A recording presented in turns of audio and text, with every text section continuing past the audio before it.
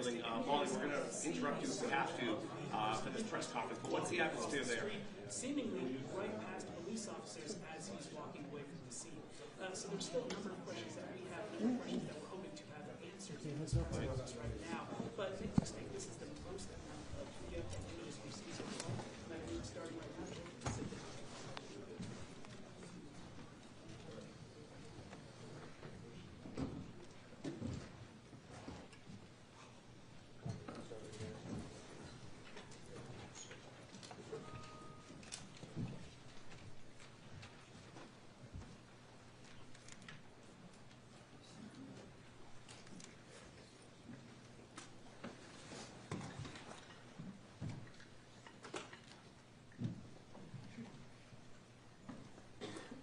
Good evening, everybody. It's Providence correspondent with another update today.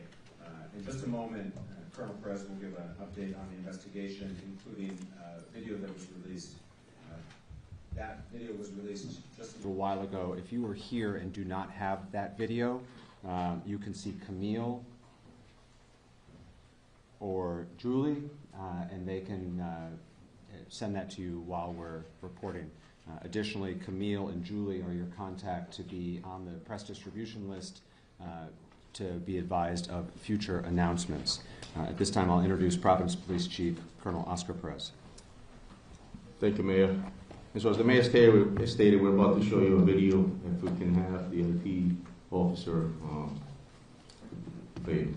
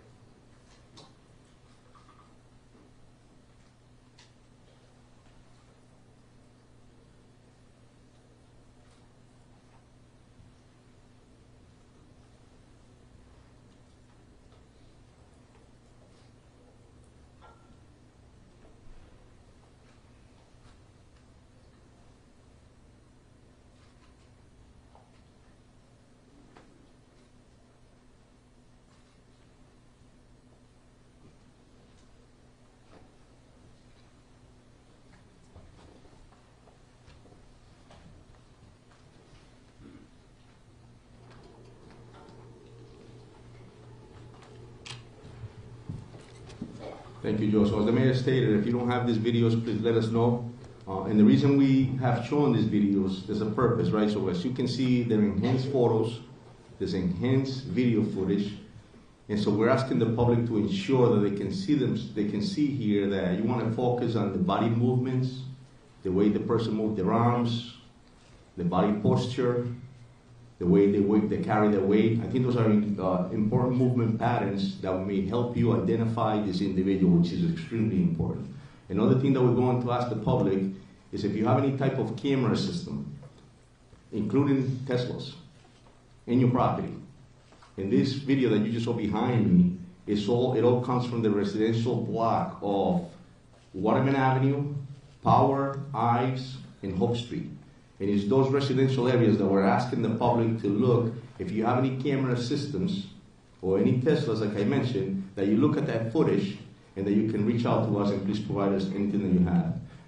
And we're asking you to go back at least a week to do that. And the reason for that is because on Saturday night, the day of, we actually learned that this individual was in that neighborhood at around 10:30 in the morning.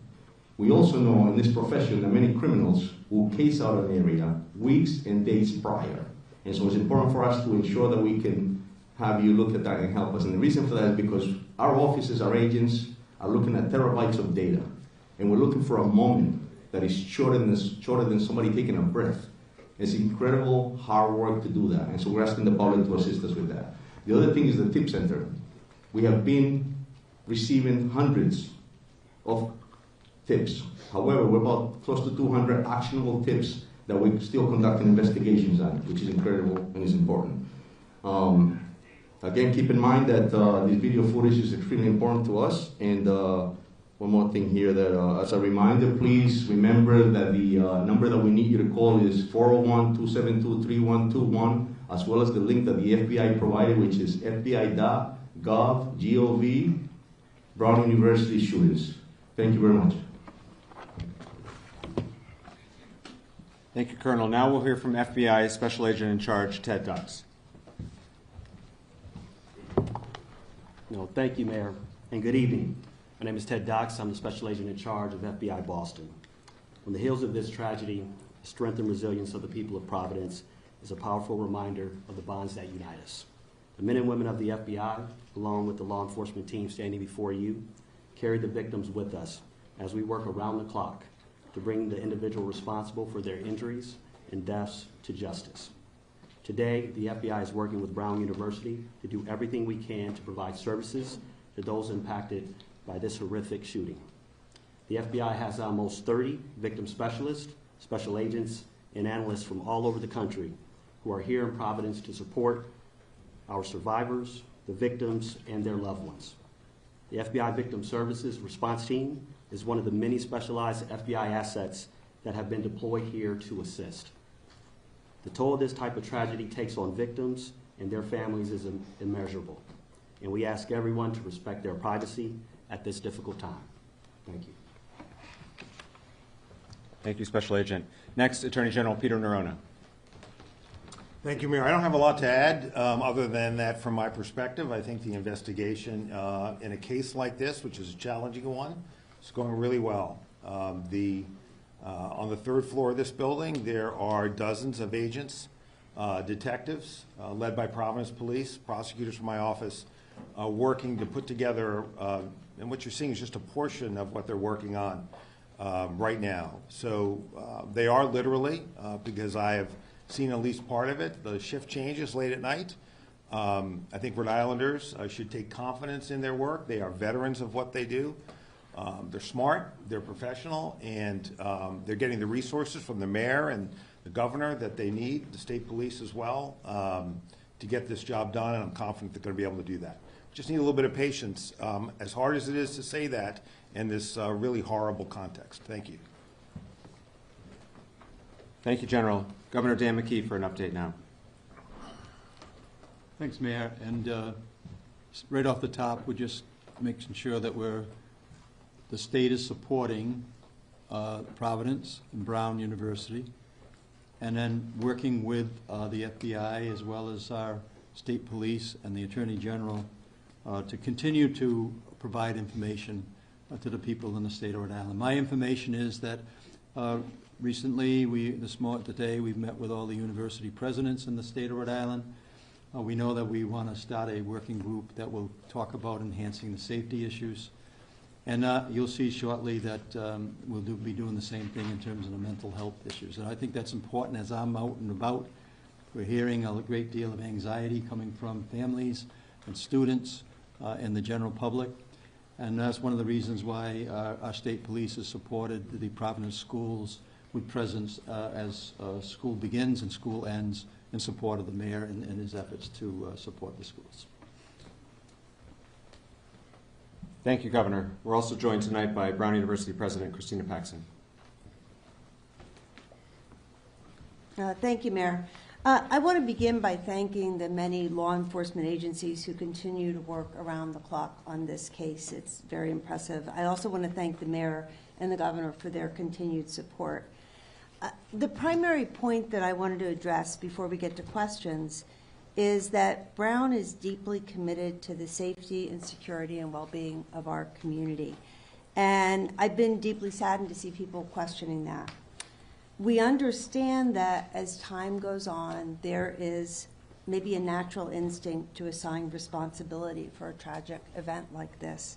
Anxiety and fear is very natural, but the shooter is responsible.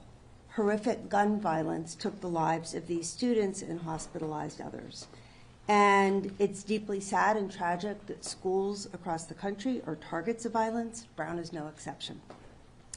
We are cooperating fully with law enforcement, and again, we thank the multiple agencies that have been working so hard day and night with increased patrols to keep our campus safe and to investigate this horrific shooting. Thank you. Thank you, President Paxson. I'll give a couple updates on behalf of the city, and then we'll take your questions. First, as has been discussed many times, we continue to have enhanced police presence throughout the city of Providence to help bolster the confidence and provide a sense of additional security to our residents. Today, we were aided by neighboring municipalities in Central Falls and North Providence with supplemental officers. We're grateful to our neighbors for sticking up and standing up with Providence. The state police continues to be an incredible partner, and I thank the governor and Colonel Weaver for their partnership. Providence Public Schools remain in session. Friday is the last day of school before winter break.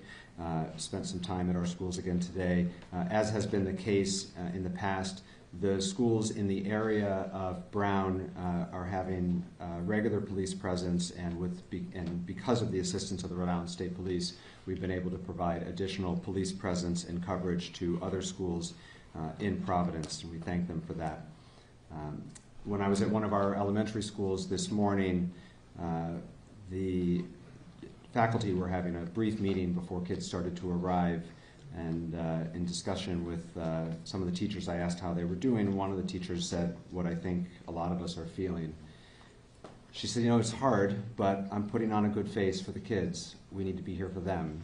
And I think that's how a lot of our residents feel right now, which is that we are taking very tentative steps forward, but we're doing it for one another. And so I do want to thank our educators at this time. They're being asked to go to school right now. Our principals are asked to be going to school right now for the sake of the families and the kids.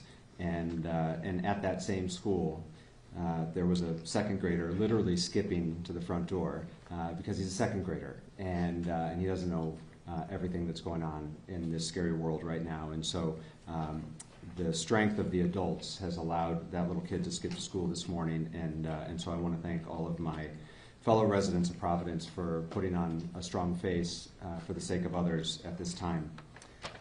There were questions yesterday, and so I'll also just give a brief update on the health status of the survivors. If folks will recall, there had been 8 hospitalized. One has since been discharged. There had been 8 hospitalized. One has since been discharged.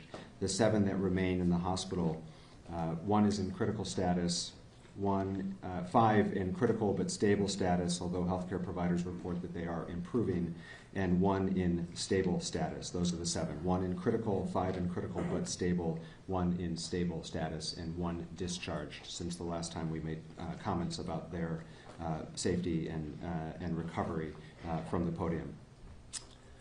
Now we'll open it up to questions.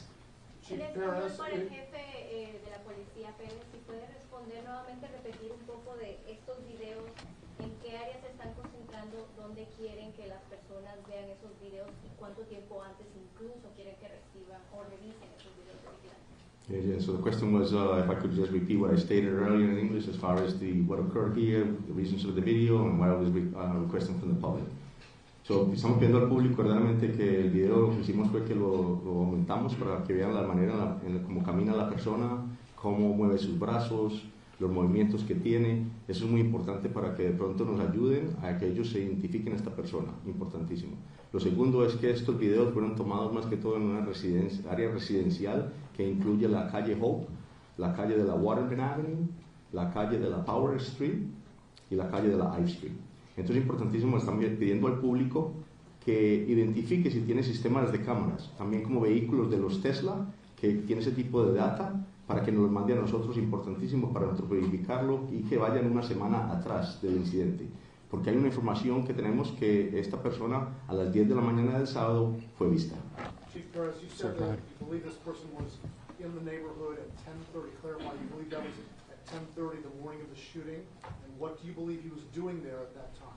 Correct, and we have video footage of that, and we believe that he was actually casing out this area to commit the crime. That's a pattern that criminals do, and that's what he was doing.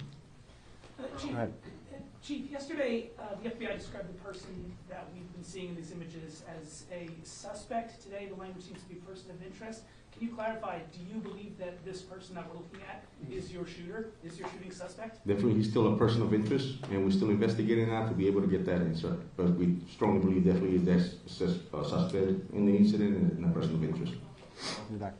An MIT professor died early this morning from gunshot wounds. Does that incident have any potential connection to this investigation? Now that we know of, no.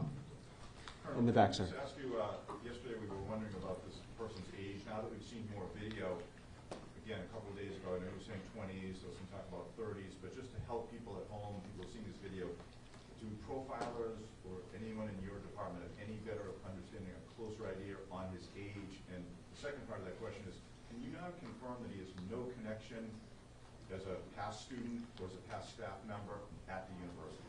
So the first question, I'll tell you that when it happened on Saturday night, obviously it was chaos, and there was a witness that stated that he might have been in his 30s.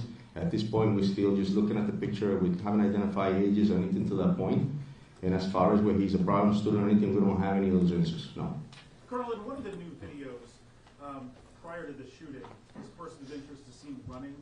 At this point, do you have any inkling why he's running, where he's running to? Sorry. Yeah, we're still investigating that, but we do know definitely that he was casing the area. And again, that's what criminals do prior to committing a crime. Chris. It appears that the FBI and PP, at least according to what I'm looking at online, look like they're releasing separate videos at separate times. Are you guys still coordinating, or how are these looking? We are. You got to understand that there's a lot of people upstairs, as the general stated earlier, and we're trying to ensure that we do this right job and collect the evidence and that we need, and we want to make sure that everybody has especially you guys in the public.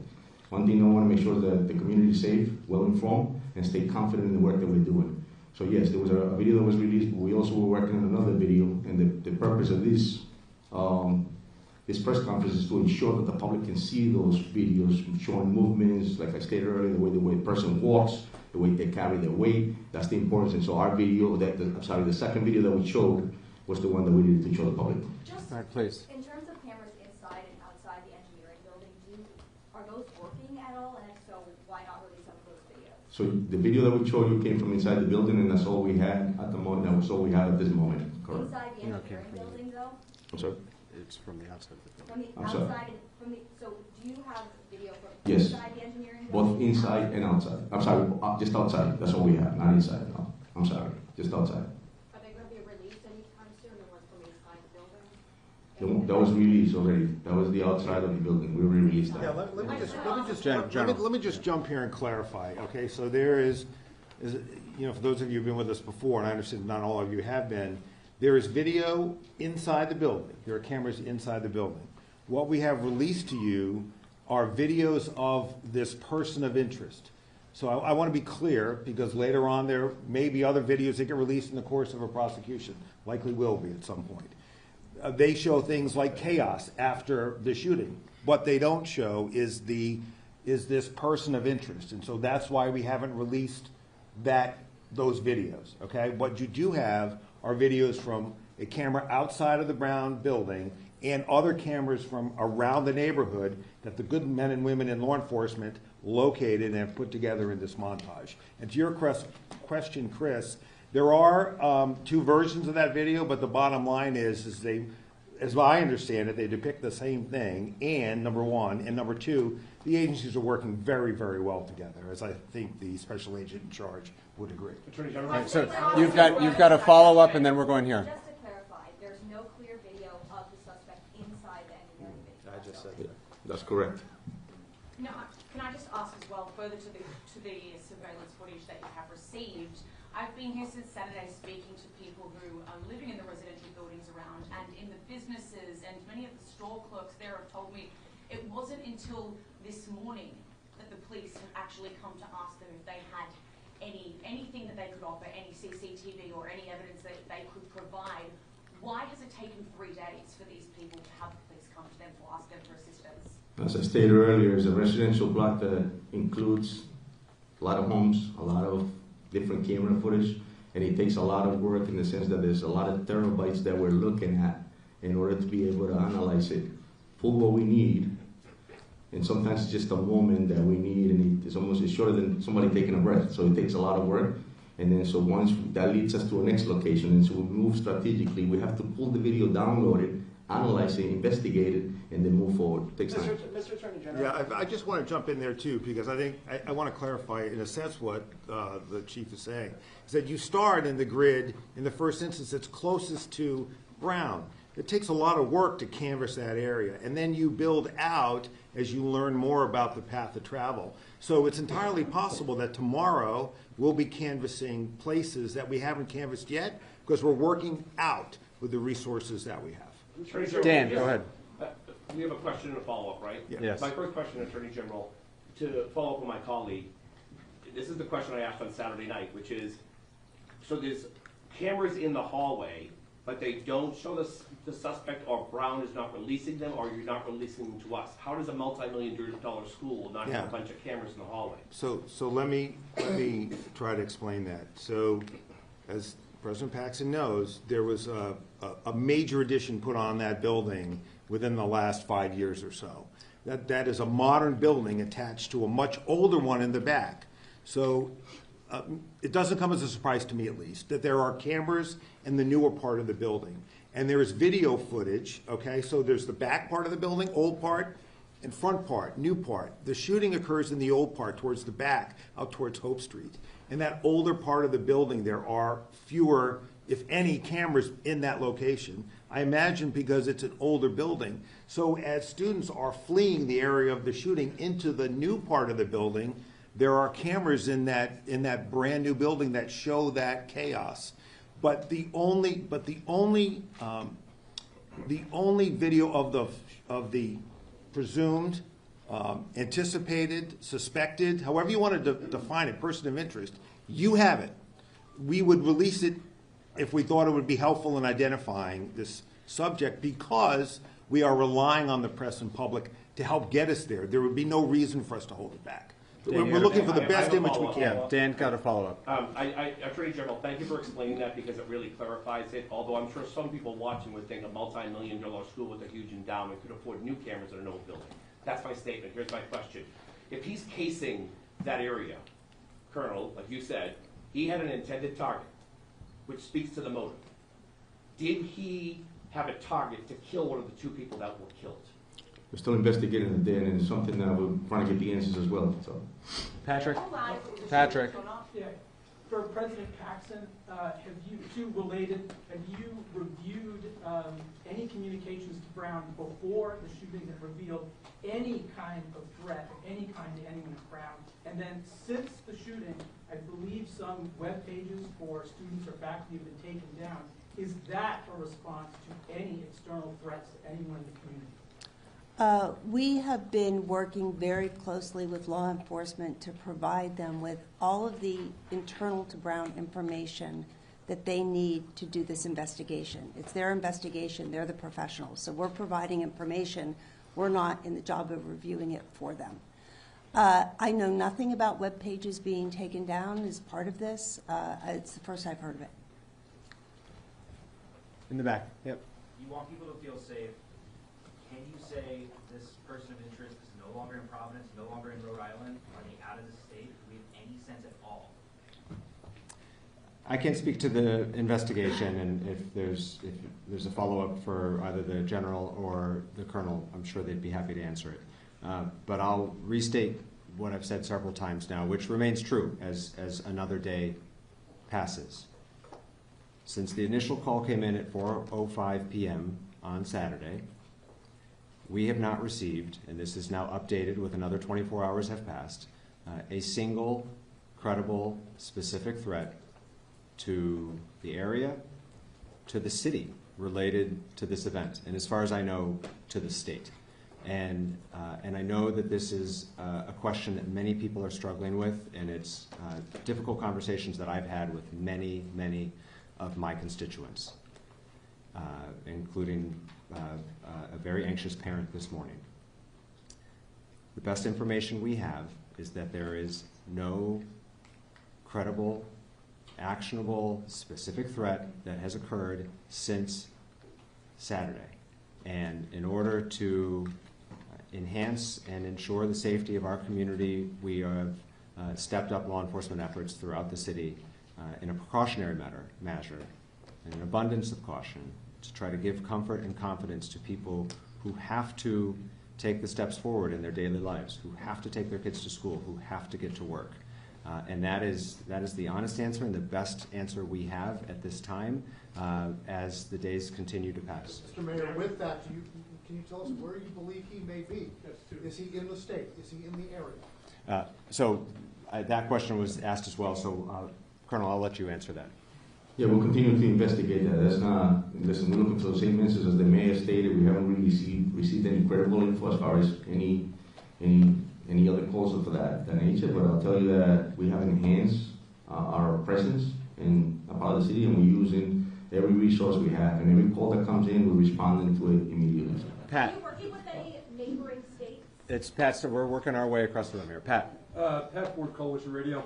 In a case involving a hit-and-run accident in the vicinity of Brown University that was litigated by the Office of Attorney General Neronha in 2023, Brown University Police Detective John Remke stated that the university maintains several thousand video surveillance cameras and license plate readers on Brown University campus and surrounding campus. Now, this is in addition, obviously, to the Providence Police Data Center. Attorney General Neronha, your department litigated that case, ostensibly giving your department a thorough understanding of the landscape. Why isn't there more video or metadata, and were those cameras all operational? Yeah, I can't speak to what was operational or wasn't, but I will say this, that, and I've answered this question a few times today, and I'll try to do my best to answer it again. So somebody reported, it might have been the Globe, that there are 800 cameras or so on the campus. It might have been the Globe. 1,200. But this building is on the very edge of the campus. If you know, I know that building well. I had two sons who spent a good chunk of their lives there. It's at the very edge of the campus. It's not in the heartland of the campus. It's not the green. And there are several greens. It's not any of the three greens as I remember them. So it's right on the edge of the campus, and where the shooting took place is at the very edge of that building on the edge of the campus. And so, as those of you who know Providence know, you are very quickly into a residential neighborhood, which is why the video footage you're seeing of this defendant's, person of interest movements, are pre and post shooting are in that neighborhood. So the building is on the edge of the Brown campus. Where the shooting took place is at the edge of that building, and then you're very quickly into a residential neighborhood. There is no footage. I'll try to say it again. There is no footage that depicts this individual that would be useful in identifying him that we have not released to you. And I think you can tell from, frankly, the not very helpful quality of the initial footage that our standard is pretty low. If we thought it was at all helpful, we would have and will release it. John. Follow-up question, real quick follow-up. Colonel, does Brown Go University or the federal government employ Stingray or any other mass surveillance equipment in and around the Brown University campus? And again, remember that the Brown University detective said that these applied and said that these cameras extend to the neighborhood. So the other question is, does mass surveillance by Brown University end at campus borders, or is there anything in the Thayer Street community, downtown area, or anywhere else in the community? You asked me this question last night, Pat, and I don't have any knowledge of those systems. Respectfully, Mayor, I'm not asking you, I'm asking the Attorney General or the FBI. Okay. Yeah, there's no mass surveillance. Well, first of all, I'm not sure what mass surveillance means, Pat, but by any standard, I wouldn't describe it as mass surveillance by Brown University. There are cameras that they have in place in an effort to protect their students. And unfortunately here, given location, given age of building, We just don't have additional video footage. Trust me, I wish we did, but we don't, and so we're doing everything we can to find additional footage from the neighborhoods, reinvent his path of travel, and continue to canvass for either people who may have seen him, encountered him, or who have video evidence that could supplement what you already have. John. I have a question for Agent Dox of the FBI. Agent, so this happened Saturday night, and then last night you have an MIT professor. I know the question was asked, but this has to work. What we see on this video is seemingly as someone very cautious, almost like a professional, kind of like the DC pipe bomber that is circling several times. Right. What information do you have? That MIT Jewish professor in Brookline was basically executed. Do you have any intelligence how that person was operating at? You know, it's interesting. The Colonel Noble reached out to me very early. Their lead on that particular incident. He made sure that if there's any intelligence, any information in which is connected to what we have here, that they would share that. At this time, there seems to be no connection as it relates to that particular incident. What, as a FBI agent follow-up, what do you see in that individual who's walking? For example, you know, he's walking with his arms behind his back, and I've seen people talk about that's not like a young kid on a campus. That scene where he's you know walking, that's something more either European or Middle Eastern. What do you see so far in this video that we see of this suspect or person of interest? You know, I think the Colonel articulated in a sense what they see. I say from an FBI perspective, we have individuals that can hypothesize on that, our behavioral analysis unit, and those type of individuals. I will say I would be, I think, getting a little ahead of things if I give you kind of an inference of what I see in that particular behavior. It can mean a lot of things, to be truly transparent with you, and to get into the mind of an individual that would commit such a heinous act. That's a place in which I don't want to go right now. I'm not sure what was going on in that particular individual's head at that time. But you would agree, John, that's it. this individual seems very calculated. Brian in the back. President Paxson, clearly, as you stated, the shooter is to blame, but you're hearing a lot of questions about the lack of cameras. You mentioned you've heard some of the criticism. What is your response to parents as well who said they pay a lot of money for their kids to go to Brown? They're questioning the cameras, why the sirens didn't go off. Do you believe that Brown had the precautions and safety measures in place before the shooting that were appropriate and necessary? I do. And in fact, I'm glad you mentioned the sirens because I think there's been some misinformation about that. We have two security systems that we can activate in time of an emergency. One is a system that sends out text messages, phone calls, emails, and it was activated within minutes of the incident. Those messages went out to 20,000 individuals, so all alerts. We also have a system of sirens. There are 3 sirens placed across campus. Those get activated when there is a broad-scale emergency and we want people to rush into buildings. In the case of an active shooter, activating that system could have caused people to rush into Barris and Hawley. So that's not a system that we would ever use in the case of an active shooter. So, just to follow up, Yep. It does say on the website when it was launched that it is for an active shooter. So it depends on the circumstances and where the active shooter would be, but you don't want to ever get people rushing into buildings that might be the site of an active shooting. That's it. That's my understanding. Go ahead, sir.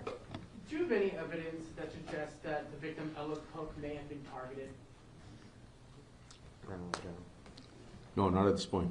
Yeah, agreed. Perez, question over here. You mentioned you have over 200 tips. Miss, we're working our way across. I'm sorry. Just go ahead, Tom. Attorney General Neronha, what are the characteristics of the guy in the first video that makes you believe that he's also the same guy in the video that was released yesterday, and then a follow-up for President Paxson? Yeah, look, I think that that is an analysis that has been done by the agents and the detectives. And a lot of factors are going into that. A lot of it is being able to, and as I just saw upstairs, a really terrific job of tracing movements. And when you put movements and times together, it's easy easier perhaps is the best word, to identify them as the same person. Now, look, there are no absolutes in any investigation, and I'm not about to make absolute statements in this one either, but that's the general reasoning for why we've concluded that. Just a follow-up to President Paxson. Right now, school break is pretty much underway for a lot of the university students. Have you met with your police department and the board of trustees on how you're going to secure the university going into the second semester? Are you making any changes to the way you guys operate? Well, right now we have been, the campus is emptying out first, as you said, but we still have staff and faculty and graduate students and international students who will remain on campus during the winter break. So it's still open.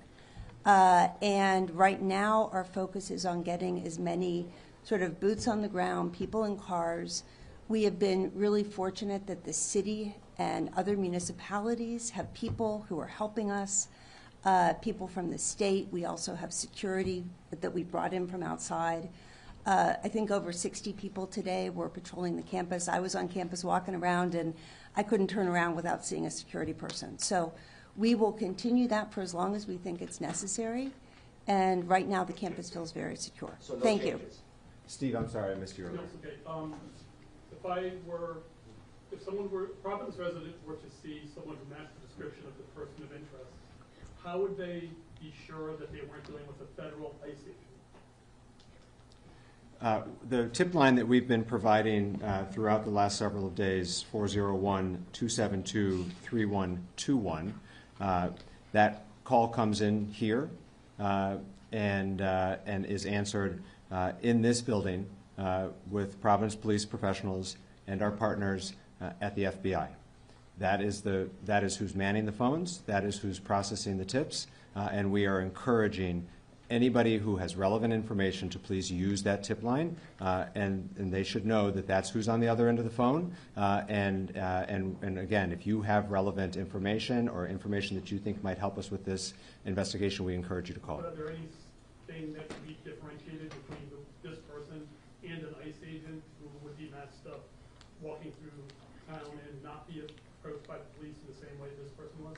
Again, we've worked really hard to build the trust of our community here in Providence, and I'm telling you that that phone number, 401-272-3121, rings in this building and is answered by Providence Police and or FBI.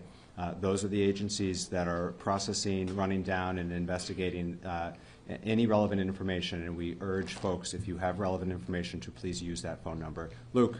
For the Colonel, do you have any indication as to whether all the interviews of the students in the classroom are completed? Is there any through line that you glean from those interviews? No, we're still conducting those interviews as we speak. Go ahead, please. You mentioned that you have no idea if the shooter is still in the area. Have you been working with any law enforcement agencies in other states that are nearby? Yes, we're working with every municipality here in the state of Rhode Island, and obviously every Massachusetts. Obviously we have conversations with them as well, but majority of the law enforcement that we're working with right now is our own, nearby municipalities, the Rhode Island State Police, and every agency that you can think of, federal agency in this building. Are you working with agencies in Connecticut? We're in conversations with them, but no, they're not here, no. Amanda. If I could just jump in here, what's really critical first is that we identify who the person is. Once we identify who this person is, I believe we'll be able to locate him. It's very hard to hide in this country. But until you have a name, which is why we're working so hard to identify him, it's not particularly productive to reach out to law enforcement across the country as to who you're looking for, because we don't yet know who we're looking for. So that's why we have to identify the person. Once we've identified him, we'll know more information about where he's from and who his friends are and where he might go. So those are the things that we can do once we have an identification of this person. And that's why the team now is laser focused on identifying who this person is in this video. Amanda. I have some questions for the chief. Yes. The chief. Amanda. Just following up on another question that was just asked. I'm glad to hear that some of the students are beginning to recover. How many of the students who are inside that building and also outside have detectives been able to interview, and have they elaborated at anything that this man said? Allegedly he yelled something in the classroom before opening fire. Did he appear to be wearing a bulletproof vest and that's why he appeared bulky? It's a good amount of interviews that have been conducted. We have re-interviewed several people. And so I just want to tell you that's part of the investigation right now. We'll continue to investigate. We'll continue to speak with them. And like the general stated, listen, we're just trying to build the case here and make sure that we can move forward and continue the progress as we're doing. But the interviews are still being conducted. But Chief, they haven't elaborated. Chief, they haven't elaborated exactly in what this man, if he did say anything, what he was yelling. Yeah, no, I don't have that info now. Straight back, sir. What do we know about the path of the shooter as they left Ferris and Holly, and where do we lose sight of him? So his movements were all in that residential block that I mentioned, between Waterman Avenue, Power Street, I Street, Hope Street. It's all that block. The whole residential block that I just mentioned is where his movements were, and then obviously that's where we lose sight of him somewhere around Governor Street. This is after the shooting, Chief? In the back there. Correct. To that point, at any point, will there be kind of like a map put out as to which cameras you're seeing him on to kind of give an idea to the public of maybe my camera's there, maybe my Tesla's there, like you said? Correct, great point, and something that we talked about just before I came down here to be able to release that map as well. Chief, Alex. for the colonel, do investigators know how many shots have been fired yet, and can you tell us that? So in our forensics unit, and obviously with the FBI as well, they're all there, and there was several rounds that were fired inside the building. And just another follow, the image today of the person of interest, they have a satchel. Is it known if there were additional weapons in there or magazines of some kind? No, that's all we know, that it was just that one weapon that I mentioned the other day. Go ahead. Yeah, this might be a question either for President Hassan or the Colonel here. I wanted to follow up on the scrubbed internet pages that were mentioned. There's a lot of misinformation out there. There's been a lot of speculation about what those scrubbed pages might mean. Can you help fact check, give us some information today about what this scrubbed individuals, about one very particular individual, does it have any connection to do with the shooting? As I said before, I have no knowledge of any scrubbed pages. You can follow up with our communications office if you want to get more information maybe tomorrow, but this is the first I've heard of it. So I did, and then they directed me to Colonel Perez. Do you know anything about? I do not know. Go ahead, right behind, yes. Hi, una pregunta para el coronel. ¿Qué es lo que ustedes ven en la descripción, en el lenguaje corporal de esta persona que los hace pensar que es una persona de interés? He hablado con personas de la comunidad que tienen cierta desconfianza porque ya liberaron a una persona que también era de interés. ¿Qué hace a esta persona la que pues podría ser? Yes, so the question is, what makes this person one of the suspects that we have that is a priority, and since we had released somebody already in the past, what makes this person the subject? So, la respuesta verdaderamente es que tenemos muchas indicaciones que este individuo es el que cometió esta tragedia. Y entonces, estos videos que mostramos es por esa razón. La investigación nos está llevando en ese progreso a determinar que esta es la persona, por demasiadas cosas que vamos a seguir investigando. So the answer is pretty much that there's a lot of leads that we have here that identifies this individual as the person who committed this tragedy, and we have enough to be able to move forward in progress, and we're very confident that that is the individual that committed the crime. You have one follow-up here? Or you go ahead, please. I'm sorry. ¿Por qué no llamarlo sospechoso entonces? ¿Y qué le dice a la comunidad que está angustiada? So why don't we call him a suspect, and what do we tell the community that's nervous? So la respuesta es, verdaderamente, estamos llamando a una persona de interés, ¿verdad? Porque necesitamos crear un caso para poder llevarlo a la justicia y presentarlo al fiscal. Y así le decimos a la comunidad que realmente estamos en un trabajo y esta es una prioridad en este momento y una responsabilidad de que pongamos un caso completo para poder llevarlo a la justicia. Can I just jump in here, Mayor, with your permission? I want to come back to your question about that name. And I know the name that you're asking about because a member of the media asked me about it. I am familiar with it. I wasn't familiar with it when the media member asked me about it. I think it was either CBS or NBC. I asked my team about it. And I think this is an area where caution is really necessary. There are lots of reasons why a page might be taken down, particularly if there's chatter out there about, to your question, Amanda, about words that were spoken. It's easy to jump from someone saying words that were spoken to what those words are, to a particular name that reflects a motive targeting a particular person. That's a really dangerous road to go down. Really dangerous. If that name meant anything to this investigation, we would be out looking for that person. We would let you know we were looking for that person. You know, again, I think it's just a really dangerous road to go down. I know that in today's age, there are lots of things that people read into things. It's just a dangerous thing to do. And I would leave it to us to identify persons of interest and let us run them down. What the public can do for us today is help us figure out who this guy is. And we hope to have more information out that will help you do that, help us do that. You have a follow-up here. I do, just Yeah. very, very quickly. It was further to my colleague's question, but you have answered most of it. But just in regards to the rumours that are circulating as well about the motive here, do you have any information regarding the rumours that a particular professor was being targeted? Yeah, there is no information that the investigative team has about motive. Zero.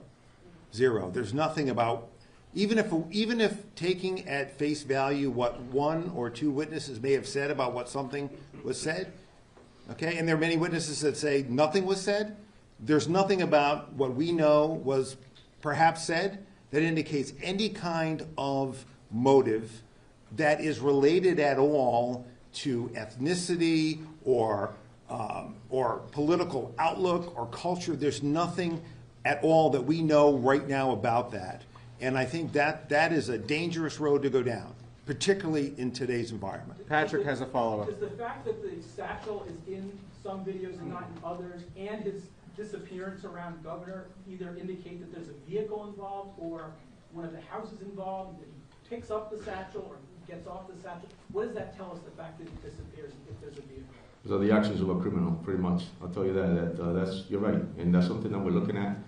As you can see in the video, the satchel's on, sometimes it's not on. He has a heavy coat on. He has something in front of his abdomen. He could have hit this satchel, and something in the instance that we have, we'll continue to investigate. It's complex, but we'll continue to investigate as we go Chris on. has got a follow-up.